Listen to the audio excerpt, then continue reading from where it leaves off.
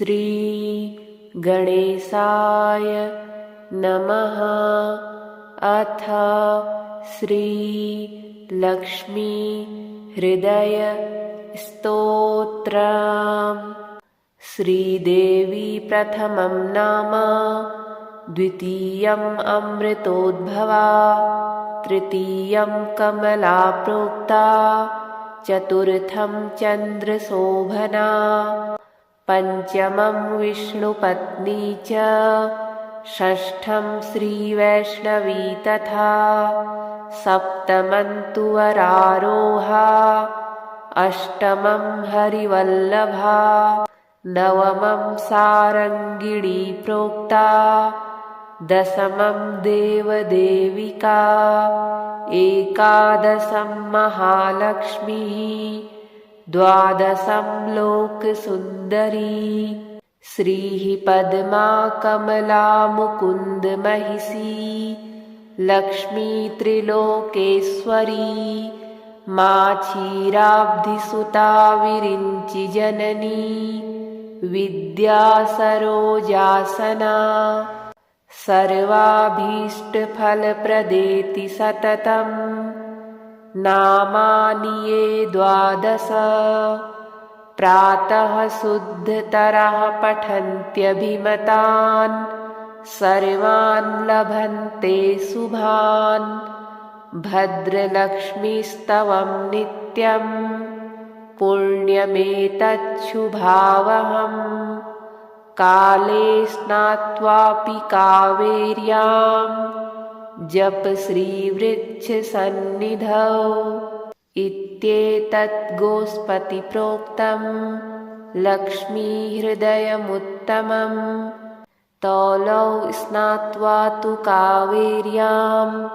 जपेत् श्रीवृक्षसन्निधौ, तौलौ सह्योद्भवातीर्थे, श्रीरङ्गे स्नानमाचरन्,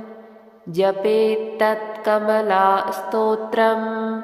सर्वान् कामान् वाप्नुयात्, ये यथा मां प्रपद्यन्ते, तांस्तथैव भजाम्यहम्, मम वर्तमानुवर्तन्ते, मनुष्याः पार्थ सर्वशः, तेषां सततयुक्तानां, भजतां प्रीतिपूर्वकं, ददामि बुद्धियोगं तं, येन मामुपयान्ति ते, तेषामेवानुकम्पार्थम्, अहमज्ञानजं तमः, नाशयाम्यात्मभावस्थः, ज्ञानदीपेन भास्वता, अस्येषाना त्वमसि जगतः, संश्रयन्ती मुकुन्द, लक्ष्मीः पद्मा जलधितनया, विष्णुपत्नीन्दिरेति, यन्नामानि श्रुतिपरिपणान्, येवमावर्तयन्तो, नावर्तन्ते दुरितपवना, प्रेरिते जन्मचक्रे। श्रीदेवी प्रथमं नाम, द्वितीयम् अमृतोद्भवा, तृतीयं कमला प्रोक्ता, चतुर्थं चन्द्रशोभना, पंचमं विष्णुपत्नी च, षष्ठं श्रीवैष्णवी तथा, सप्तमं तु वरारोहा, अष्टमं हरिवल्लभा, नवमं सारङ्गिणी प्रोक्ता, दशमं देवदेविका, एकादशं महालक्ष्मीः, द्वादशं लोकसुन्दरी, श्रीः पद्मा कमला मुकुन्दमहिषी, लक्ष्मी त्रिलोकेश्वरी, मा क्षीराब्धिसुता विरिञ्चिजननी, विद्या सरोजासना,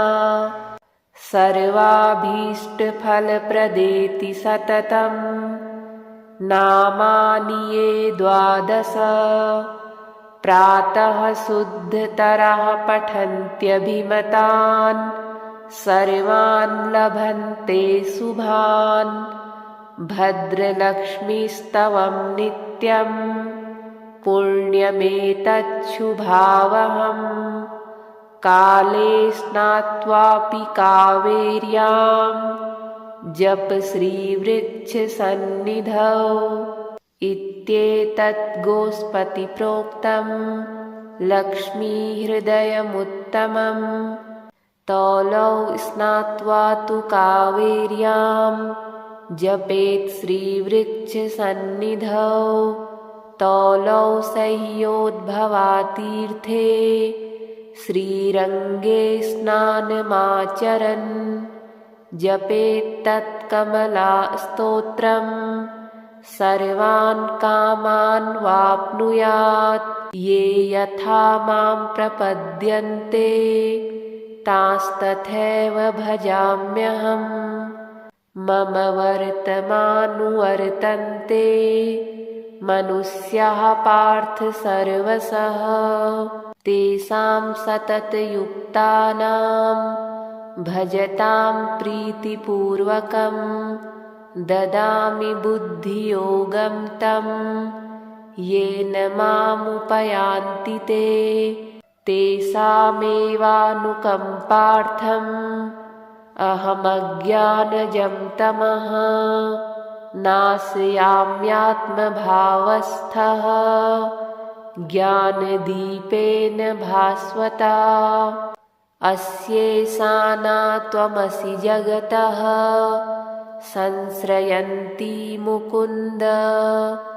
लक्ष्मीः पद्मा जलधितनया विष्णुपत्नीन्दिरेति यन्नामानि श्रुतिपरिपणान् येवमावर्तयन्तो नावर्तन्ते दुरितपवना प्रेरिते जन्मचक्रे श्रीदेवी प्रथमं नाम द्वितीयम् अमृतोद्भवा तृतीयं कमला प्रोक्ता चतुर्थं चन्द्रशोभना पंचमं विष्णुपत्नी च षष्ठं श्रीवैष्णवी तथा सप्तमं तु वरारोहा अष्टमं हरिवल्लभा नवमं सारङ्गिणी प्रोक्ता दशमं देवदेविका एकादशं महालक्ष्मीः द्वादशं लोकसुन्दरी श्रीः पद्मा कमला मुकुन्दमहिषी लक्ष्मी त्रिलोकेश्वरी क्षीराब्धिसुता विरिञ्चिजननी विद्या सरोजासना सर्वाभीष्टफलप्रदेति सततं नामानि ये 12 प्रातः शुद्धतरः पठन्त्यभिमतान् सर्वान् लभन्ते शुभान् भद्रलक्ष्मीस्तवं नित्यं पुण्यमेतच्छुभावहम् काले स्नात्वापि कावेर्यां जप श्रीवृक्षसन्निधौ इत्येतत् गोस्पतिप्रोक्तं लक्ष्मीहृदयमुत्तमम् तौलौ स्नात्वा तु कावेर्यां जपेत् श्रीवृक्षसन्निधौ तौलौ सह्योद्भवातीर्थे श्रीरङ्गे स्नानमाचरन् जपेत्तत्कमलास्तोत्रम् सर्वान् कामान् वाप्नुयात् ये यथा मां प्रपद्यन्ते तांस्तथैव भजाम्यहम् मम वर्तमानुवर्तन्ते मनुष्याः पार्थ सर्वशः तेषां सततयुक्तानां भजतां प्रीतिपूर्वकं ददामि बुद्धियोगं तं येन मामुपयान्ति ते तेषामेवानुकम्पार्थम् अहमज्ञानजं तमः नाशयाम्यात्मभावस्थः ज्ञानदीपेन भास्वता। अस्येषा न त्वमसि जगतः संश्रयन्ती मुकुन्द लक्ष्मीः पद्मा जलधितनया विष्णुपत्नीन्दिरेति यन्नामानि श्रुतिपरिपणान् एवमावर्तयन्तो नावर्तन्ते दुरितपवना प्रेरिते जन्मचक्रे। श्रीदेवी प्रथमं नाम द्वितीयम् अमृतोद्भवा तृतीयं कमला प्रोक्ता चतुर्थं चन्द्रशोभना पंचमं विष्णुपत्नी च षष्ठं श्रीवैष्णवी तथा सप्तमं तु वरारोहा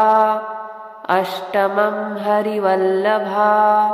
नवमं सारङ्गिणी प्रोक्ता दशमं देवदेविका एकादशं महालक्ष्मी द्वादशं लोकसुन्दरी श्रीः पद्मा कमला मुकुन्द महिषी लक्ष्मी त्रिलोकेश्वरी मा क्षीराब्धिसुता विरिञ्चि जननी विद्या सरोजासना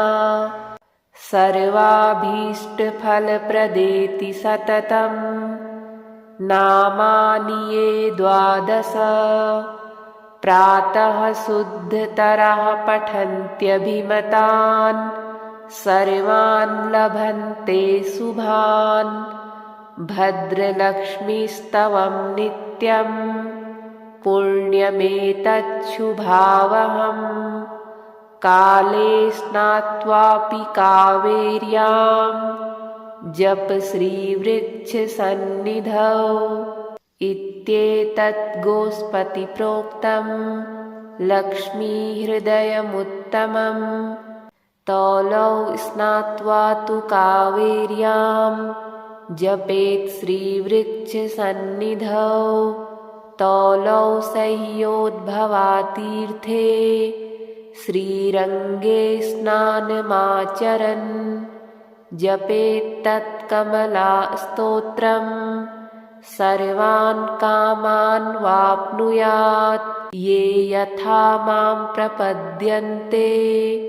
तांस्तथैव भजाम्यहम् मम वर्तमानुवर्तन्ते मनुष्याः पार्थ सर्वशः तेषां सततयुक्तानां भजतां प्रीतिपूर्वकं ददामि बुद्धियोगं तं येन मामुपयान्ति ते तेषामेवानुकम्पार्थम् अहमज्ञानजं तमः नाशयाम्यात्मभावस्थः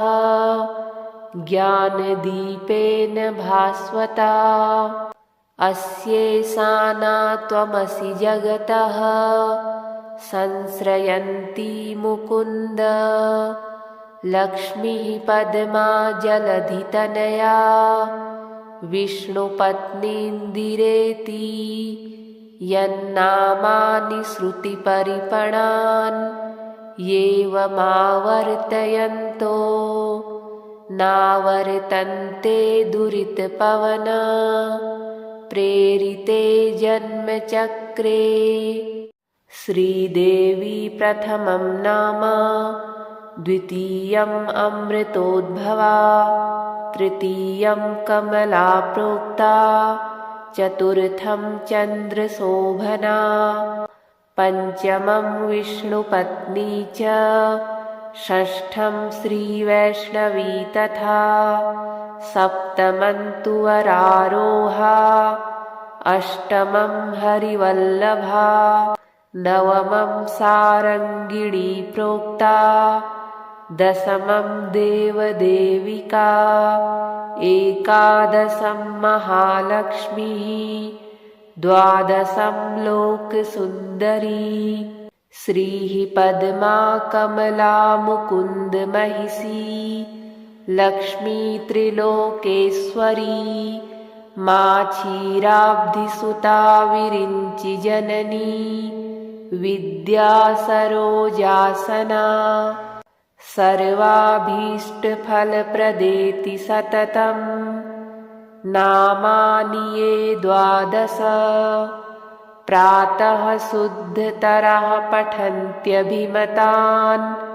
सर्वान् लभन्ते शुभान् भद्रलक्ष्मीस्तवं नित्यं पुण्यमेतच्छुभावहम् काले स्नात्वापि कावेर्यां जप श्रीवृक्षसन्निधौ इत्येतत् गोस्पतिप्रोक्तं लक्ष्मीहृदयमुत्तमं तौलौ स्नात्वा तु कावेर्यां जपेत् श्रीवृक्षसन्निधौ तौलौ सह्योद्भवातीर्थे श्रीरङ्गे स्नानमाचरन् जपेत्तत्कमलास्तोत्रम् सर्वान् कामान् वाप्नुयात् ये यथा मां प्रपद्यन्ते तांस्तथैव भजाम्यहम् मम वर्तमानुवर्तन्ते मनुष्याः पार्थ सर्वशः तेषां सततयुक्तानां भजतां प्रीतिपूर्वकं ददामि बुद्धियोगं तं येन मामुपयान्ति ते तेषामेवानुकम्पार्थम् अहमज्ञानजं तमः नाशयाम्यात्मभावस्थः ज्ञानदीपेन भास्वता अस्येषाना त्वमसि जगतः संश्रयन्ती मुकुन्द लक्ष्मीः पद्मा जलधितनया विष्णुपत्नीन्दिरेति यन्नामानि श्रुतिपरिपणान् येवमावर्तयन्तो नावर्तन्ते दुरितपवना प्रेरिते जन्मचक्रे श्रीदेवी प्रथमं नाम द्वितीयम् अमृतोद्भवा तृतीयं कमला प्रोक्ता चतुर्थं चन्द्रशोभना पञ्चमं विष्णुपत्नी च षष्ठं श्रीवैष्णवी तथा सप्तमन्तु वरारोहा अष्टमं हरिवल्लभा नवमं सारङ्गिणी प्रोक्ता दशमं देवदेविका एकादशं महालक्ष्मीः द्वादशं लोकसुन्दरी श्रीः पद्मा कमला मुकुन्दमहिषी लक्ष्मी त्रिलोकेश्वरी क्षीराब्धिसुता विरिञ्चिजननी विद्या सरोजासना सर्वाभीष्टफलप्रदेति सततं नामानि ये द्वादश प्रातः शुद्धतरः पठन्त्यभिमतान् सर्वान् लभन्ते शुभान् भद्रलक्ष्मीस्तवं नित्यं पुण्यमेतच्छुभावहम् काले स्नात्वापि कावेर्यां जप श्रीवृक्षसन्निधौ इत्येतत् गोस्पतिप्रोक्तं लक्ष्मीहृदयमुत्तमम्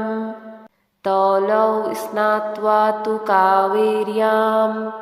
जपेत् श्रीवृक्षसन्निधौ तौलौ सह्योद्भवातीर्थे श्रीरङ्गे स्नानमाचरन् जपेत्तत्कमलास्तोत्रम् सर्वान् कामान् वाप्नुयात् ये यथा मां प्रपद्यन्ते तांस्तथैव भजाम्यहम् मम वर्तमानुवर्तन्ते मनुष्याः पार्थ सर्वशः तेषां सततयुक्तानां भजतां प्रीतिपूर्वकं ददामि बुद्धियोगं तं येन मामुपयान्ति ते तेषामेवानुकम्पार्थम् अहमज्ञानजं तमः नाशयाम्यात्मभावस्थः ज्ञानदीपेन भास्वता अस्येषाना त्वमसि जगतः संश्रयन्ती मुकुन्द लक्ष्मीः पद्मा जलधितनया विष्णुपत्नीन्दिरेति यन्नामानि श्रुतिपरिपणान् येवमावर्तयन्तो नावर्तन्ते दुरितपवना प्रेरिते जन्मचक्रे श्रीदेवी प्रथमं नाम द्वितीयम् अमृतोद्भवा तृतीयं कमला प्रोक्ता चतुर्थं चन्द्रशोभना पंचमं विष्णुपत्नी च षष्ठं श्रीवैष्णवी तथा सप्तमं तु वरारोहा अष्टमं हरिवल्लभा नवमं सारङ्गिणी प्रोक्ता दशमं देवदेविका एकादशं महालक्ष्मीः द्वादशं लोकसुन्दरी श्रीः पद्मा कमला मुकुन्द महिषी लक्ष्मी त्रिलोकेश्वरी क्षीराब्धिसुता विरिञ्चि जननी विद्या सरोजासना सर्वाभीष्टफलप्रदेति सततम् नामानि ये द्वादश प्रातः शुद्धतरः पठन्त्यभिमतान् सर्वान् लभन्ते शुभान् भद्रलक्ष्मीस्तवं नित्यं पुण्यमेतच्छुभावहम् काले स्नात्वापि कावेर्यां जप श्रीवृक्षसन्निधौ इत्येतत् गोस्पतिप्रोक्तं लक्ष्मीहृदयमुत्तमम् तौलौ स्नात्वा तु कावेर्यां जपेत् श्रीवृक्षसन्निधौ तौलौ सह्योद्भवातीर्थे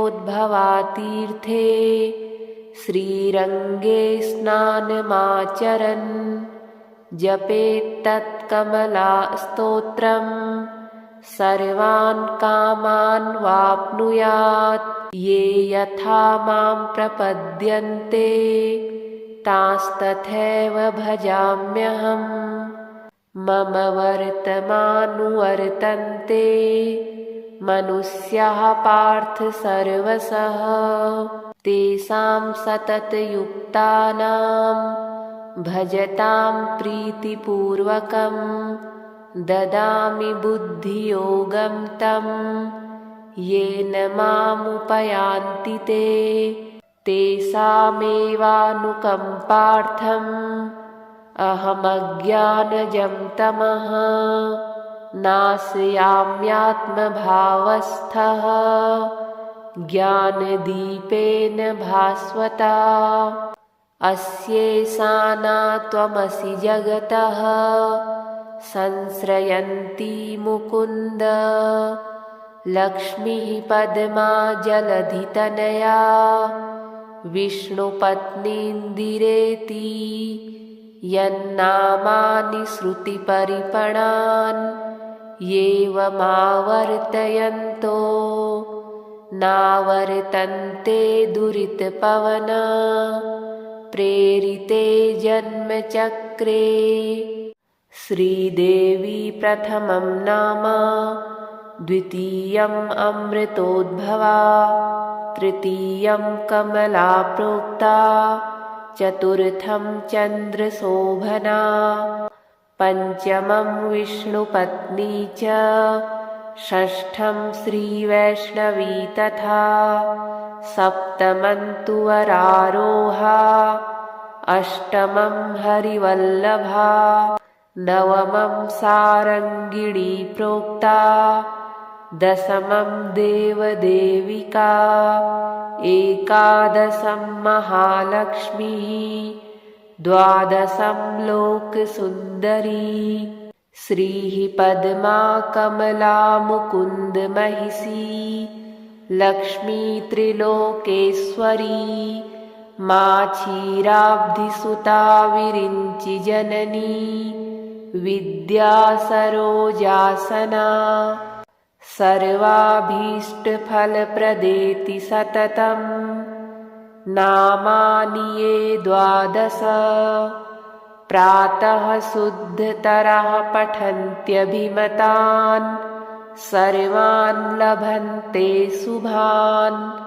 भद्रलक्ष्मीस्तवं नित्यं, पुण्यमेतच्छुभावहम्। काले स्नात्वापि कावेर्यां, जप श्रीवृक्षसन्निधौ। इत्येतत् गोस्पतिप्रोक्तं, लक्ष्मीहृदयमुत्तमम्। तौलौ स्नात्वा तु कावेर्यां, जपेत् श्रीवृक्षसन्निधौ। तौलौ सह्योद्भवातीर्थे, श्रीरङ्गे स्नानमाचरन्, जपेत्तत्कमलास्तोत्रम्, सर्वान् कामान् वाप्नुयात्। ये यथा मां प्रपद्यन्ते, तांस्तथैव भजाम्यहम्। मम वर्तमानुवर्तन्ते, मनुष्याः पार्थ सर्वशः। तेषां सततयुक्तानां, भजतां प्रीतिपूर्वकं, ददामि बुद्धियोगं तं। येन मामुपयान्ति ते, तेषामेवानुकम्पार्थम् अहमज्ञानजं तमः नाशयाम्यात्मभावस्थः ज्ञानदीपेन भास्वता। अस्येषाना त्वमसि जगतः संश्रयन्ती मुकुन्द, लक्ष्मीः पद्मा जलधितनया, विष्णुपत्नीन्दिरेति यन्नामानि श्रुतिपरिपणान् एवमावर्तयन्तो नावर्तन्ते दुरितपवना प्रेरिते जन्मचक्रे। श्रीदेवी प्रथमं नाम, द्वितीयम् अमृतोद्भवा, तृतीयं कमला प्रोक्ता, चतुर्थं चन्द्रशोभना, पञ्चमं विष्णुपत्नी च, षष्ठं श्रीवैष्णवी तथा, सप्तमं तु वरारोहा, अष्टमं हरिवल्लभा, नवमं सारङ्गिणी प्रोक्ता, दशमं देवदेविका, एकादशं महालक्ष्मीः, द्वादशं लोकसुन्दरी। श्रीः पद्मा कमला मुकुन्दमहिषी लक्ष्मी त्रिलोकेश्वरी मा क्षीराब्धिसुता विरिञ्चिजननी विद्या सरोजासना सर्वाभीष्टफलप्रदेति सततं नामानि ये 12 प्रातः शुद्धतरः पठन्त्यभिमतान् सर्वान् लभन्ते शुभान् भद्रलक्ष्मीस्तवं नित्यं पुण्यमेतच्छुभावहम् काले स्नात्वापि कावेर्यां जप श्रीवृक्षसन्निधौ इत्येतत् गोस्पतिप्रोक्तं लक्ष्मीहृदयमुत्तमम् तौलौ स्नात्वा तु कावेर्यां जपेत् श्रीवृक्षसन्निधौ तौलौ सह्योद्भवातीर्थे श्रीरङ्गे स्नानमाचरन् जपेत्तत्कमलास्तोत्रं सर्वान् कामान् वाप्नुयात् ये यथा मां प्रपद्यन्ते तांस्तथैव भजाम्यहम् मम वर्तमानुवर्तन्ते मनुष्याः पार्थ सर्वशः तेषां सततयुक्तानां भजतां प्रीतिपूर्वकं ददामि बुद्धियोगं तं येन मामुपयान्ति ते तेषामेवानुकम्पार्थम् अहमज्ञानजं तमः नाशयाम्यात्मभावस्थः ज्ञानदीपेन भास्वता अस्येषा न त्वमसि जगतः संश्रयन्ती मुकुन्द लक्ष्मीः पद्मा जलधितनया विष्णुपत्नीन्दिरेति यन्नामानि श्रुतिपरिपणान् येवमावर्तयन्तो नावर्तन्ते दुरितपवना प्रेरिते जन्मचक्रे श्रीदेवी प्रथमं नाम द्वितीयम् अमृतोद्भवा तृतीयं कमला प्रोक्ता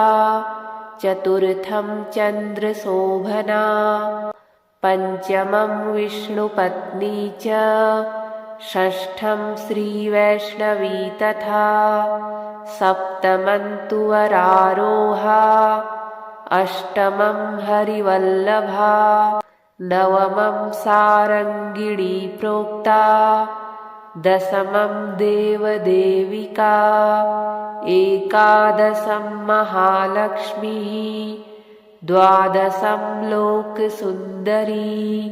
श्रीः पद्मा कमला मुकुन्दमहिषी लक्ष्मी त्रिलोकेश्वरी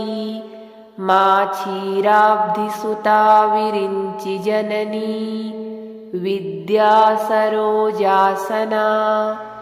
सर्वाभीष्टफलप्रदेति सततं नामानि ये 12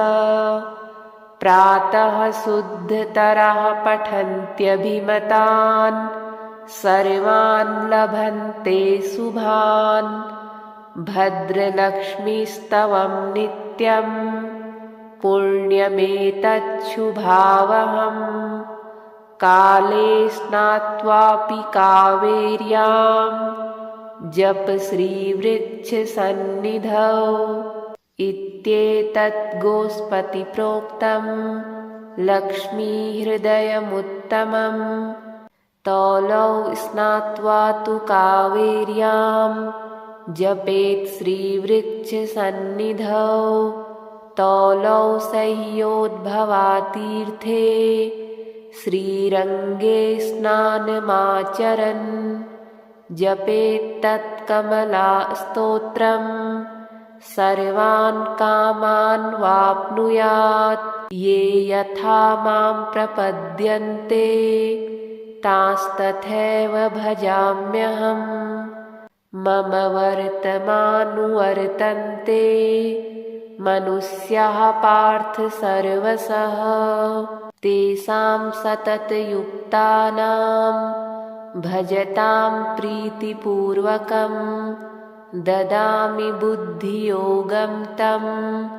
येन मामुपयान्ति ते तेषामेवानुकम्पार्थम् अहमज्ञानजं तमः नाशयाम्यात्मभावस्थः ज्ञानदीपेन भास्वता। अस्येषाना त्वमसि जगतः संश्रयन्ती मुकुन्द। लक्ष्मीः पद्मा जलधितनया विष्णुपत्नीन्दिरेति। यन्नामानि श्रुतिपरिपणान् एवमावर्तयन्तो नावर्तन्ते दुरितपवन प्रेरिते जन्मचक्रे। श्रीदेवी प्रथमं नाम द्वितीयम् अमृतोद्भवा तृतीयं कमला प्रोक्ता चतुर्थं चन्द्रशोभना पंचमं विष्णुपत्नी च षष्ठं श्रीवैष्णवी तथा सप्तमं तु वरारोहा अष्टमं हरिवल्लभा नवमं सारङ्गिणी प्रोक्ता दशमं देवदेविका एकादशं महालक्ष्मीः द्वादशं लोकसुन्दरी श्रीः पद्मा कमला मुकुन्द महिषी लक्ष्मी त्रिलोकेश्वरी क्षीराब्धिसुता विरिञ्चि जननी विद्या सरोजासना सर्वाभीष्टफलप्रदेति सततम्